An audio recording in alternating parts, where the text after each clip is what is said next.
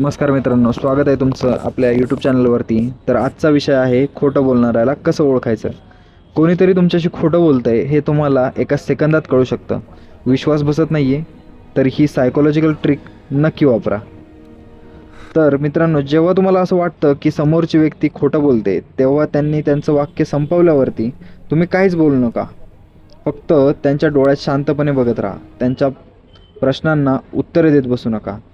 तसेच त्यांना प्रश्नसुद्धा विचारू नका. फक्त शांत राहा. सायकोलॉजी सांगते की खोटं बोलणारी व्यक्ती शांतता सहन करू शकत नाही.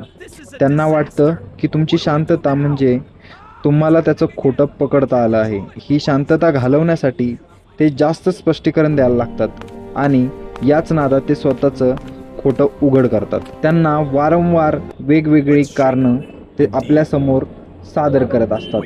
तुम्हालाही कोणावर डाऊट आहे का? तर ही ट्रिक नक्की वापरून पहा आणि आपल्या चॅनलला सबस्क्राईब करायला विसरू नका. धन्यवाद मित्रांनो.